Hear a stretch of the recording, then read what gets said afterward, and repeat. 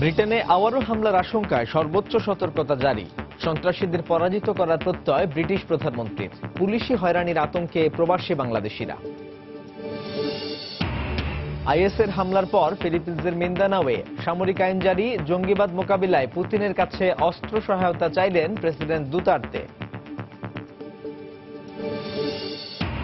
এবং ভারতের মধ্যপ্রদেশে বাস খাদে পড়ে 23 তীর্থযাত্রী নিহত। চীনে তেলবাহী ট্যাঙ্কারের সঙ্গে ট্রাকের সংঘর্ষে 12 জনের মৃত্যু।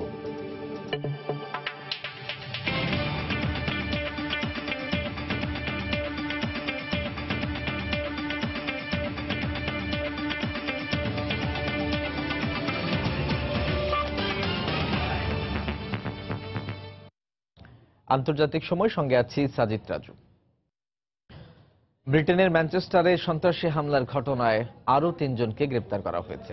আবারও হামলার আশঙ্কায় দেশটিতে সর্বোচ্চ সতর্কতা জারির পাশাপাশি বাড়তি সেনা মোতায়েন করা হয়েছে। মঙ্গলবার রাতে প্রধানমন্ত্রী থেরেসা মে এক সংবাদ সম্মেলনে সম্ভাব্য হামলা ঠেকাতে সড়ক, মহাসড়ক ও গুরুত্বপূর্ণ স্থানগুলোতে নিরাপত্তা বাহিনীকে সতর্ক অবস্থানে থাকার নির্দেশ দেন। যে কোনো মূল্যে সন্ত্রাসবাদকে পরাজিত করা হবে বলেও হুঁশিয়ারি দেন তিনি। এরই মধ্যে সোমবারের আত্মঘাতী হামলাকারীর পরিচয় প্রকাশ করা হলেও বড় কোনো চক্র এর সঙ্গে জড়িত কি না তা খতিয়ে দেখা হচ্ছে বলে জানিয়েছে পুলিশ। ম্যানচেস্টারে কনসার্টে আত্মঘাতী বোমা হামলায় নিহতদের স্মরণে মঙ্গলবার শহরটিতে এক শোকসভার আয়োজন করা হয়। সর্বস্তরের মানুষ এতে যোগ দিয়ে নিহতদের আত্মার শান্তি কামনা করে শ্রদ্ধা জ্ঞাপন করেন। ম্যানচেস্টার লাল কিংবা নীল নয়, এখানকার মানুষজন শুধু শিখ, মুসলিম কিংবা খ্রিস্টান নয়। আমাদের সবার পরিচয় এক, আর তা হলো আমরা সবাই এই শহরের অধিবাসী। তাই সব ভেদাভেদ ভুলে আমরা সবাই একসঙ্গে সন্ত্রাসবাদকে ধিক্কার জানাতে এখানে জড়ো হয়েছি। আমরা সবাই মর্মাহত, কিন্তু এ ধরনের হামলা আমাদের ঐক্য নষ্ট করতে পারবে না।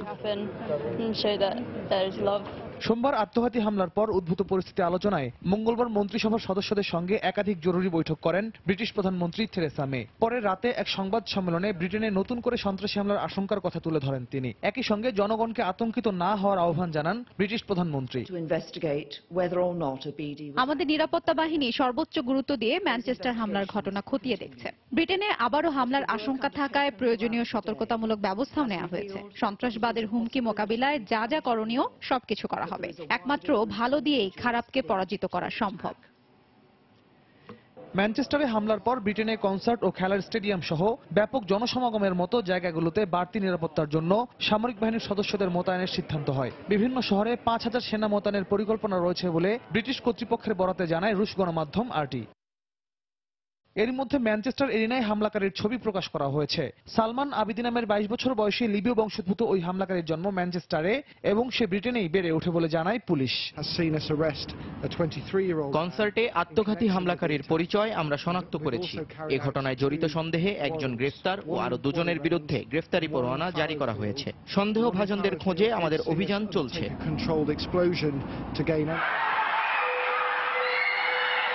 সোমবারের আত্মঘাতী হামলার ঘটনায় আবিদি ছাড়াও আরো অনেকে জড়িত বলে জানিয়েছেন ব্রিটিশ স্বরাষ্ট্রমন্ত্রী অ্যাম্বার রুড। এদিকে ম্যানচেস্টারে সন্ত্রাসী হামলার পর বিশ্বের বিভিন্ন দেশে কনসার্ট ও খেলার ভেন্যুগুলোতে সতর্কতা বাড়ানো হয়েছে। ফ্রান্স, ইতালি ও যুক্তরাষ্ট্রের বিভিন্ন স্থানে জোরদার করা হয়েছে নিরাপত্তা ব্যবস্থা। রিয়াদুল ইসলাম, সময় সংবাদ। ভয়াবহ বোমা হামলার ঘটনায় স্তব্ধ ব্রিটেনের উত্তর পশ্চিমাঞ্চলের প্রাণচঞ্চল শহর ম্যানচেস্টার। ব্যস্ত এই শহরটি ঘটনার পর থেকে একেবারেই নিষ্প্রাণ হয়ে পড়েছে। এমন ন্যাক্কারজনক ঘটনার তীব্র নিন্দা জানিয়েছেন স্থানীয় বাসিন্দারা। তবে পারস্পরিক সম্প্রীতি ও ভালোবাসার কাছে সন্ত্রাসবাদ পরাজিত হবে বলেও মনে করেন তারা। এদিকে শহরটিতে বসবাস করা বাংলাদেশিদের মধ্যে পুলিশি হয়রানি ও বিদ্বেষমূলক হামলার আতঙ্ক বিরাজ করছে।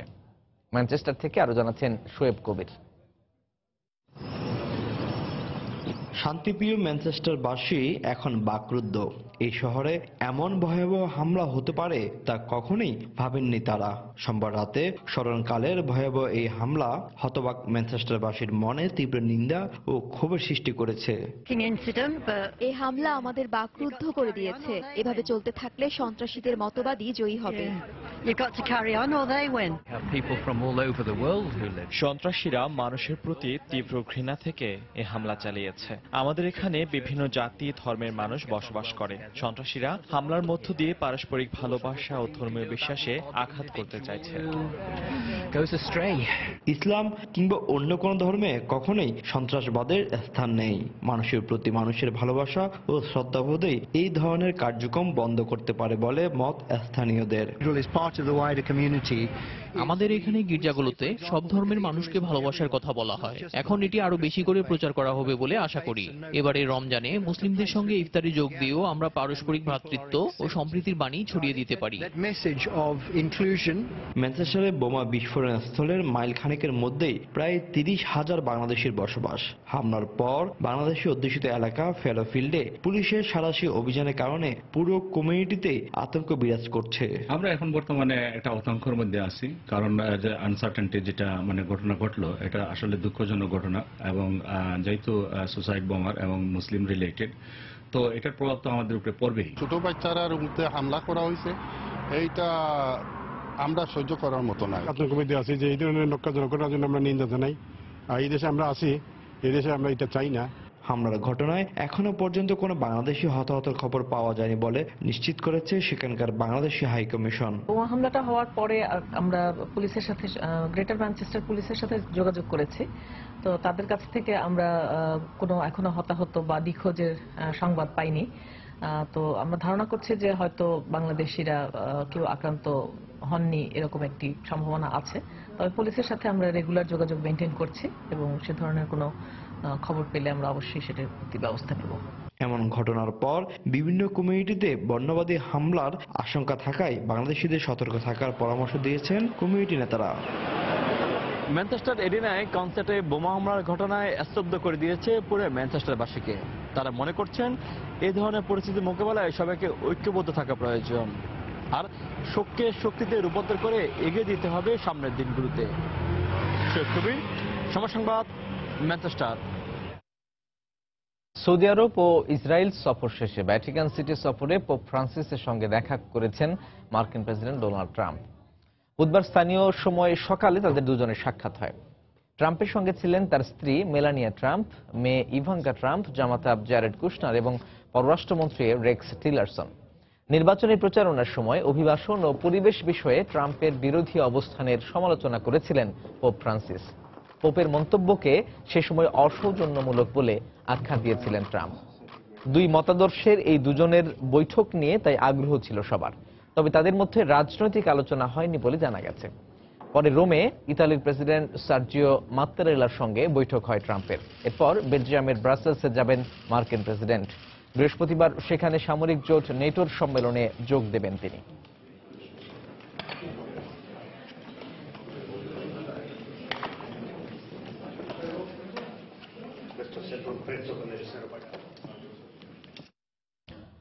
মার্কিন প্রেসিডেন্ট নির্বাচনে রাশিয়া হস্তক্ষেপ করেছে বলে জানিয়েছেন মার্কিন গোয়েন্দা সংস্থা সিআইএর সাবেক পরিচালক জন ব্রেনান। সিনেটের তদন্ত কমিটির শুনানিতে মঙ্গলবার এই কথা বলেন ব্রেনান। ট্রাম্পের নির্বাচনী শিবিরের সঙ্গে রাশিয়ার যোগ সাজসের অভিযোগের বিষয়ে সিনেটের তদন্ত কমিটিকে তিনি বলেন, সবার পরিষ্কারভাবে জানা উচিত যুক্তরাষ্ট্রের বিরোধিতা এবং হুঁশিয়ারি সত্ত্বেও নির্লজ্জভাবে নির্বাচনে হস্তক্ষেপের চেষ্টা করে রাশিয়া। তবে তাকে প্রমাণ দেওয়ার জন্য বলা হলে তিনি কোনো প্রমাণ উপস্থাপন করতে পারেননি। ব্রেনান জানান, তিনি বিশ্বাস করেন তিনি প্রথম ব্যক্তি যিনি মার্কিন নির্বাচনে রুশ সংশ্লিষ্টতার বিষয়ে সবার প্রথমে সন্দেহ করেছেন এবং সাবেক প্রেসিডেন্ট বারাক ওবামাকে এ বিষয়ে অবগত করেছেন। Cases in the past, I know what the Russians try to do. They try to suborn individuals, and they try to get individuals, including U.S. persons, to. এদিকে মার্কিন নির্বাচনে রুশ হস্তক্ষেপের অভিযোগ তদন্তে প্রেসিডেন্ট ডোনাল্ড ট্রাম্পের হয়ে জবাব দেওয়ার জন্য আইনজীবী নিয়োগ দিয়েছে হোয়াইট হাউস। মার্কিন গণমাধ্যম জানায় এর জন্য নিউ ইয়র্কের আইনজীবী মার্ক কসোভিৎজের নাম ঘোষণা করে ট্রাম্প প্রশাসন। গত এক দশক ধরে অনমনীয় আইনজীবী হিসেবে মার্ক বেশ খ্যাতি কুড়িয়েছেন। রুশ হস্তক্ষেপের অভিযোগ ছাড়াও নির্বাচন নিয়ে যে কোনো ধরনের তদন্তেই ট্রাম্পের হয়ে লড়বেন তিনি। এর আগে গত সপ্তাহে সাবেক এফবিআই প্রধান রবার্ট মুলারকে রুশ সংশ্লিষ্টতা তদন্তে গঠিত কমিটির প্রধান হিসেবে নিয়োগ দেওয়া হয়, যদিও শুরু থেকেই ট্রাম্প এই অভিযোগ অস্বীকার করে আসছেন। উত্তর কোরিয়ার বর্তমান পরিস্থিতি সম্পর্কে যুক্তরাষ্ট্রের প্রতিরক্ষা গোয়েন্দা সংস্থা মার্কিন সিনেট কমিটির কাছে নিজেদের মূল্যায়ন উপস্থাপন করেছে। সংস্থাটি জানায়, উত্তর কোরিয়ার পরমাণু এবং ক্ষেপণাস্ত্র শক্তিমত্তা যুক্তরাষ্ট্রে আঘাত হানতে সক্ষম। এর আগে প্রতিরক্ষা গোয়েন্দা সংস্থার পরিচালক লেফটেন্যান্ট জেনারেল ভিনসেন্ট স্টুয়ার্ট এবং জাতীয় গোয়েন্দা সংস্থার পরিচালক ড্যান কোস্ট উত্তর কোরিয়ার কর্মকাণ্ডকে বৈশ্বিক হুমকি হিসেবে অভিহিত করেন। মাঝারি পাল্লার ক্ষেপণাস্ত্র পুকগুকসং 2 পরীক্ষা চালানোর 2 দিন পর উত্তর কোরিয়া নিয়ে মঙ্গলবার তারা এমন মন্তব্য করলেন। স্টুয়ার্ট সিনেটকে সতর্ক করে বলেন, এই মুহূর্তে উত্তর কোরিয়ার পরমাণু ও ক্ষেপণাস্ত্র কার্যক্রম থামানো না গেলে আমেরিকার জন্য তা আরও হুমকির কারণ হয়ে দাঁড়াবে।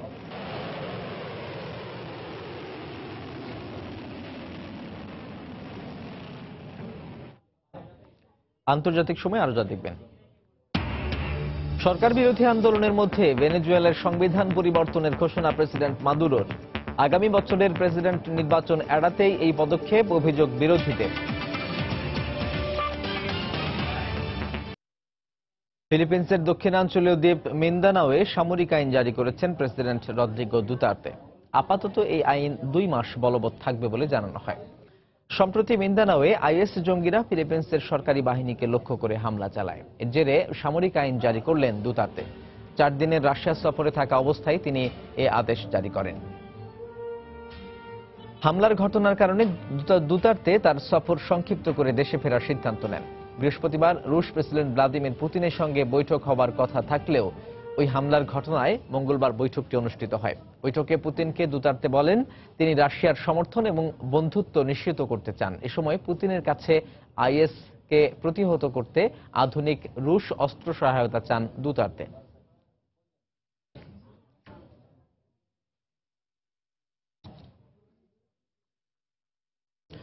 গত মাসে ফিলিপিন্সের প্রেসিডেন্ট রদ্রিগো দুতার্তের সঙ্গে মার্কিন প্রেসিডেন্ট ডোনাল্ড ট্রাম্পের ফোনে কথোপকথন ফাঁস হয়েছে মঙ্গলবার। ফোনালাপে দুজন বেশিরভাগ কথাই বলেছেন উত্তর কোরীয় নেতা কিম জং উনকে নিয়ে।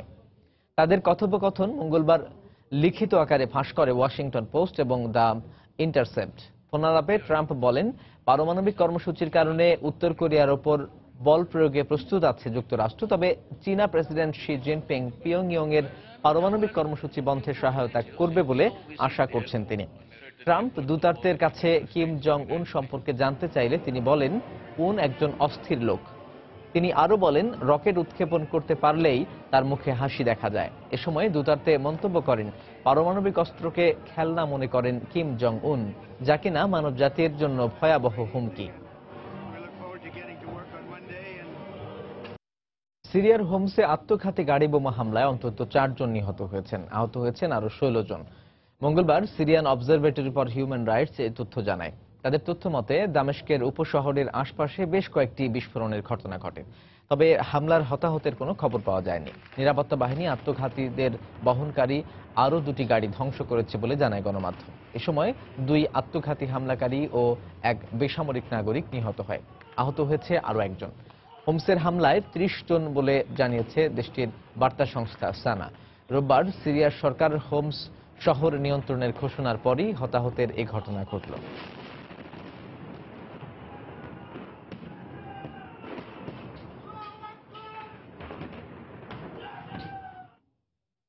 আফগানিস্তানের কান্দাহারে সেনাঘাঁটিতে ভয়াবহ হামলায় 10 সেনা সদস্য নিহত হয়েছেন, আহত হয়েছেন আরো 9 জন। হামলার দায়িত্ব কেউ স্বীকার করেনি। দেশটির প্রতিরক্ষা মন্ত্রণালয় জানিয়েছে, কান্দাহারের শাওয়ালিকোট জেলার আচাকজাই শিবিরে হামলার পর জঙ্গিদের সঙ্গে সরকারি বাহিনীর কয়েক ঘন্টা ধরে বন্দুকযুদ্ধ হয়। এ সময় 12 হামলাকারী নিহত হয়। এর একদিন আগে জাবল প্রদেশে তালেবানের হামলায় 20 পুলিশ সদস্য নিহত হয়েছেন।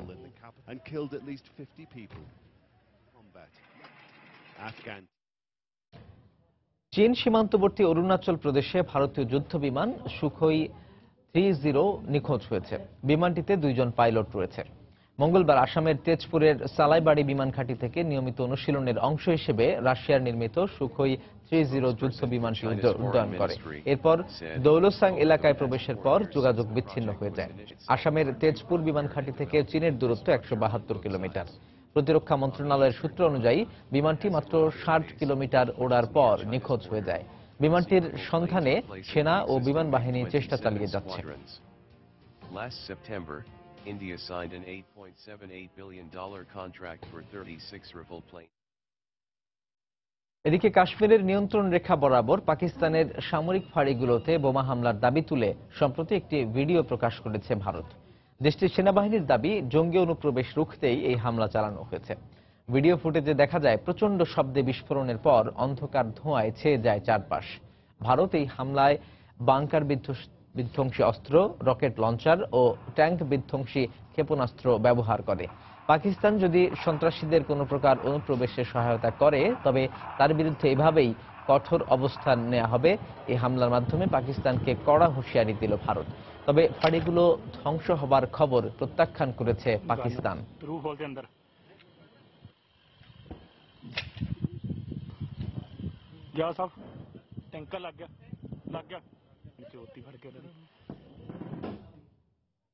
আন্তর্জাতিক সময় আরো যা দেখবেন।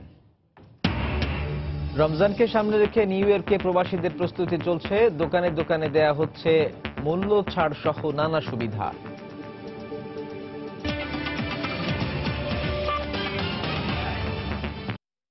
সরকার বিরোধী আন্দোলনের মধ্যেই ভেনেজুয়েলার সংবিধান পরিবর্তনের ঘোষণা দিলেন প্রেসিডেন্ট নিকোলাস মাদুরো।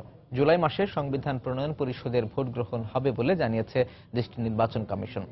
মঙ্গলবার দেশটির নির্বাচন কমিশন জানায়, তারা ইতোমধ্যে নির্বাচনের প্রস্তুতি নিতে শুরু করেছেন। এদিকে প্রেসিডেন্ট মাদুরো জানান, নতুন সংবিধান প্রণয়নের মাধ্যমে ভেনেজুয়েলায় চলমান সংকট কাটিয়ে ওঠা সম্ভব। এদিকে গত 2 মাস ধরে আগাম নির্বাচন, খাদ্য ও ওষুধ সংকট ইস্যুতে সরকার বিরোধী আন্দোলন করে যাচ্ছে সাধারণ মানুষ। চলমান সংঘাতে এ পর্যন্ত 53 জন নিহত হয়েছে বলে জানায় গণমাধ্যম। এদিকে দেশটির বিরোধী দলের নেতারা অভিযোগ করেন, আগামী বছরের প্রেসিডেন্ট নির্বাচন এড়াতে এবং ক্ষমতায় থাকতে প্রেসিডেন্ট মাদুরো বিতর্কিত নির্বাচনের ঘোষণা দিয়েছেন।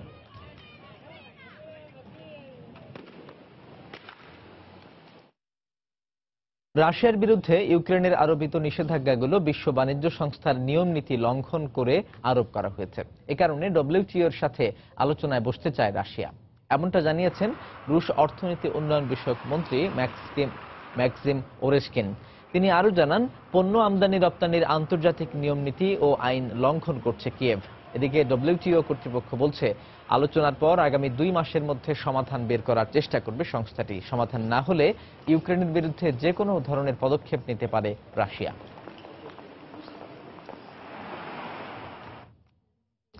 অ্যান্ড্রয়েড ফোনের অ্যাপ্লিকেশনের মাধ্যমে ম্যালওয়্যার স্থাপন করে রাশিয়ার বিভিন্ন ব্যাংক গ্রাহকের অ্যাকাউন্ট থেকে অর্থ চুরির চেষ্টা চালিয়েছে একটি হ্যাকার গ্রুপ। ইউরোপের বিভিন্ন ব্যাংক ও ঋণদাতা প্রতিষ্ঠানের অ্যাকাউন্ট থেকেও অর্থ চুরির পরিকল্পনা ছিল কর্ন নামের এই গ্রুপের। রাশিয়ার সাইবার ক্রাইম বিরোধী তদন্ত দলের সূত্রে পাওয়া গেছে এই খবর। সূত্র বলছে, প্রায় $9 লাখ চুরির পরিকল্পনা ছিল তাদের। এই ঘটনায় জড়িত সন্দেহে 16 জনকে গ্রেপ্তার করা হয়েছে। ম্যালওয়্যার ইনস্টল করার পর অর্থ স্থানান্তরের জন্য গ্রাহকের কাছে ব্যাংকের নামে একটি ভুয়া মেসেজ পাঠায় হ্যাকার গ্রুপ। হ্যাকার গ্রুপটির ম্যালওয়্যারে এখন পর্যন্ত অন্তত 10 লাখ স্মার্টফোন আক্রান্ত হয়েছে। ভারতের মধ্যপ্রদেশে সড়ক দুর্ঘটনায় 23 জন নিহত হয়েছে, আহত হয়েছে আরও 6 জন। মঙ্গলবার সন্ধ্যায় উত্তরাখণ্ডের উত্তরাকাশী জেলায় এই দুর্ঘটনা ঘটে। বাসটি মধ্যপ্রদেশ থেকে উত্তরাখণ্ডের চারধাম যাবার পথে নিয়ন্ত্রণ হারিয়ে 100 ফুট গভীর খাদে পড়ে যায়। আহতদের অবস্থাও আশঙ্কাজনক বলে জানিয়েছে হাসপাতাল কর্তৃপক্ষ। বাসটিতে 29 জন তীর্থযাত্রী ছিলেন। এই ঘটনায় গভীর শোক প্রকাশ করেছেন মধ্যপ্রদেশের মুখ্যমন্ত্রী শিবরাজ সিং চৌহান। তিনি নিহতদের পরিবারকে 2 লাখ রুপি করে অনুদানের ঘোষণা দেন।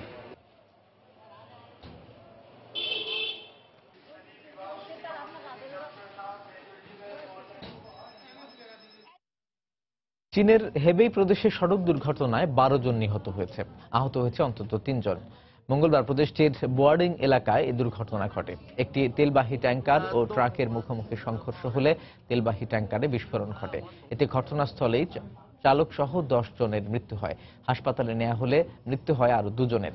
বিস্ফোরণের কারণে রাস্তা ও নিকটবর্তী ঘরবাড়িও ক্ষতিগ্রস্ত হয়, ফলে ব্যাহত হচ্ছে যাতায়াত ব্যবস্থা। দমকল কর্মীরা ঘটনাস্থলে উদ্ধার তৎপরতা চালিয়ে যাচ্ছেন।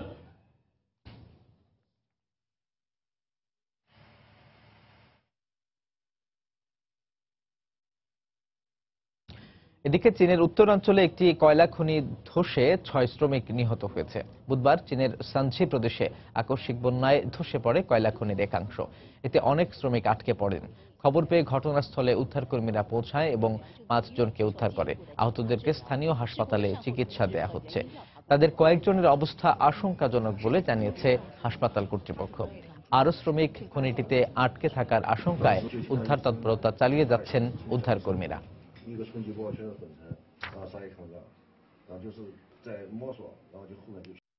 সংযুক্ত আরব আমিরাতের দুবাইয়ে সড়ক দুর্ঘটনায় এক বাংলাদেশি সহ 7 জন নিহত হয়েছেন।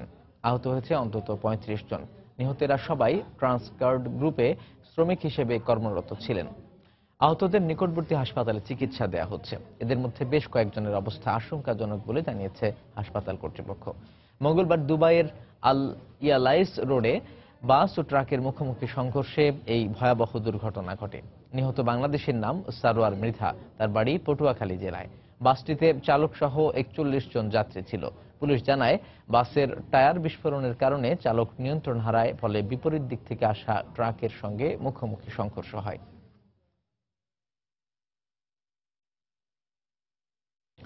বাহরাইনের মোহাররায় একটি দোতলা আবাসিক ভবনে অগ্নিকাণ্ডে 3 বাংলাদেশি মারা গেছেন।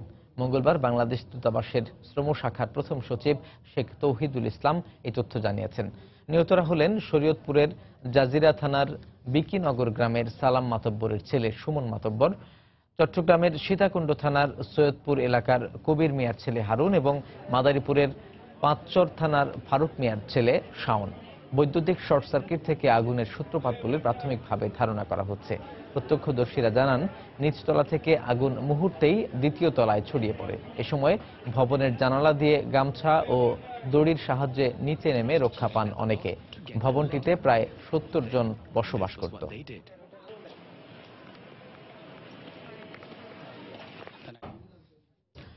মালয়েশিয়ায় অবৈধ বিদেশি শ্রমিকদের বৈধতা দিতে সরকারি এনফোর্সমেন্ট কার্ড ইস্যু কার্যক্রমে নিয়োগ কর্মকর্তাদের যথেষ্ট সাড়া পাওয়া যায়নি। দেশটির অভিবাসন বিভাগ জানায়, এ পর্যন্ত প্রায় 14,500 নিয়োগকারীর মাধ্যমে প্রায় 93,500 অবৈধ শ্রমিক ই কার্ডের জন্য নিবন্ধন করেন। তাদের মধ্যে এই কার্ড দেয়া হয় 85,467 জনকে। 15 ফেব্রুয়ারি থেকে শুরু হয়ে এই কার্যক্রম চলবে 30 জুন পর্যন্ত। এই কর্মসূচি হাতে নেয়ার সময় অভিবাসন বিভাগের লক্ষ্য ছিল 4 লাখ থেকে 6 লাখ অবৈধ শ্রমিক ও অভিবাসী এর আওতায় আসবে। দেশটির অভিবাসন বিভাগের মহাপরিচালক দাতুক সেরি মোস্তফা আলী জানান, যারা নির্দিষ্ট সময়ের মধ্যে নিবন্ধনের আওতায় আসবে না তাদের বিরুদ্ধে কঠোর ব্যবস্থা নেওয়া হবে। এদিকে নথি পরীক্ষা করে 18,176 জন শ্রমিক এবং অবৈধভাবে নিয়োগ দেওয়ার অপরাধে প্রায় 500 নিয়োগদাতাকে আটক করা হয়েছে।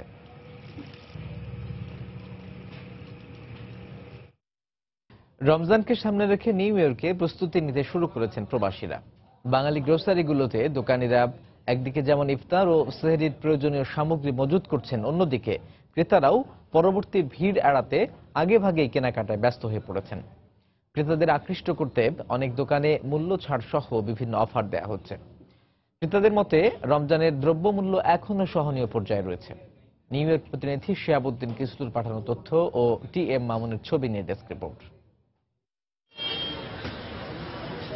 আর কদিন পরই শুরু হচ্ছে পবিত্র রমজান মাস। এ উপলক্ষে নিউ ইয়র্কের প্রবাসী বাংলাদেশি কমিউনিটির সদস্যরা এখন থেকেই প্রস্তুতি নিতে শুরু করেছেন। প্রবাসীদের একটি বড় অংশ স্থানীয় সময়ে 26শে মে শুক্রবার থেকে রোজা শুরু করবেন বলে নিশ্চিত হওয়া গেছে। ইতোমধ্যে ইফতার ও সেহরির প্রয়োজনীয় দ্রব্য সামগ্রীর পসরা সাজিয়েছেন দোকানিরা। সেগুলো কিনতে ক্রেতা সমাগমও ছিল চোখে পড়ার মতো। আর আগেভাগেই রমজানের কেনাকাটার স্বার্থে অনেক দূর দূরান্ত থেকে প্রবাসীরা ছুটে আসছেন নিউ ইয়র্কের জ্যাকসন হাইটসের এসব দোকানে। মুড়ি কিনলাম, ছোলা কিনলাম, এই যে খেজুর কিনলাম, তারপরে ডাল কিনলাম। রমজান উপলক্ষে আমরা সব কিছু মাংস, মাছ, ছোলা, বুট এগুলি সব কিনছি। আবার ছাড়ও দিচ্ছে অনেক। আমাকে একটা গিফট করছে একটা বাদাম। ক্রেতাদের ভিড়ে দোকানীদের যেন দম ফেলার সময় নেই। এবার ছোলা ডালের পাশাপাশি মাংসের চাহিদা বেশি বলে জানান তারা। ক্রেতাদের আকৃষ্ট করতে বেশিরভাগ দোকানেই রমজানের পণ্যে মূল্য ছাড় দেওয়া হচ্ছে। সামনের সপ্তাহে যেহেতু রোজা শেষ হিসাবে সবাই মোটামুটি আসা শুরু করছে। সবার বাজার ইয়েছে, মাছ মাংস প্রচুর। আজকে বিজি গেছে গেছে এবং আমি জানি কন্টিনিউ ইনশাআল্লাহ কয়েকদিন যাবে, বিশেষ করে মাংস। এখন কাস্টমার ধরে নেন খেজুর, তারপর বেসন, তারপর কালা চানা যেটা ছোলা বুট বলি আমরা, তারপর চিনি, এগুলো ভালো মুভ হইতেছে এখন। আবার অনেক দোকানে দাম বেশি রাখার অভিযোগও উঠেছে। তবে দ্রব্য সামগ্রীর দাম এখনো নাগালের ভেতরে রয়েছে বলে জানান ক্রেতারা। ওইরকম ছাড় দেখতেছি না, তবে মানে রোজা উপলক্ষে তো দাম অ্যাজ ইউজুয়াল, দাম যা আছে রিজনেবল সবকিছুই। বড়দিন সহ যে কোনো উৎসব উপলক্ষে যুক্তরাষ্ট্রে বিরাট মূল্যহ্রাসের প্রতিযোগিতা চললেও রোজা, ঈদ, পূজা সহ বাঙালি সংস্কৃতির বিভিন্ন উৎসবে দেখা যায় ভিন্ন চিত্র। বরং এসব ধর্মীয় উৎসবকে ঘিরেই বাঙালি ব্যবসায়ীরা সারা বছর বাড়তি মুনাফা আদায়ের অপেক্ষায় থাকে। সময় সংবাদ, নিউ ইয়র্ক, যুক্তরাষ্ট্র। আবারও মার্কিন প্রেসিডেন্ট ডোনাল্ড ট্রাম্পের বাড়িয়ে দেয়া হাত এড়িয়ে গেলেন মেলানিয়া ট্রাম্প। পরপর দুদিন এমন ঘটনায় ট্রাম্পের সফরের রাজনৈতিক ইস্যুর বাইরে আলোচনার কেন্দ্রে পরিণত হয়েছে স্ত্রী মেলানিয়ার সঙ্গে ট্রাম্পের এই মুহূর্তগুলো। তেল আবিবের বেন গুরিয়ন বিমানবন্দরের পর মঙ্গলবার ইতালির রোমের বিমানবন্দরেও একই ঘটনা ঘটে। উড়োজাহাজ থেকে লাল গালিচার উপর দিয়ে হেঁটে আসার সময় ট্রাম্পের বাড়িয়ে দেয়া হাত উপেক্ষা করেন মেলানিয়া। প্রেসিডেন্ট বিষয়টিকে দ্রুত সামলে নিলেও ফার্স্ট লেডির পুনরায় এড়িয়ে যাওয়ার ভিডিও এরই মধ্যে সামাজিক যোগাযোগ মাধ্যমে ছড়িয়ে পড়েছে।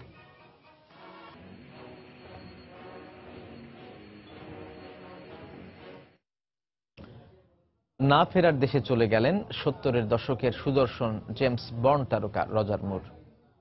89 বছর বয়সে ক্যান্সারে আক্রান্ত হয়ে সুইজারল্যান্ডে শেষ নিঃশ্বাস ত্যাগ করেন তিনি। লন্ডনে 1927 সালে জন্ম নেয়া রজার তার ক্যারিয়ার শুরু করেছিলেন মডেল হিসেবে। দ্য সেন্ট এবং দ্য পারসুয়েডার্স এই দুই টিভি সিরিজের মাধ্যমে জনপ্রিয়তা লাভ করেন তিনি।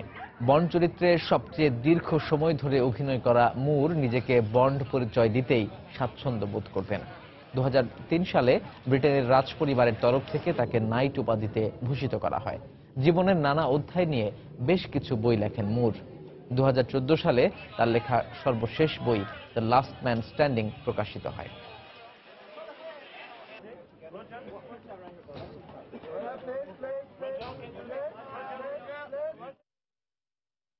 আন্তর্জাতিক সময়ের শীর্ষ সংবাদগুলো জানিয়ে দিচ্ছি আরো একবার।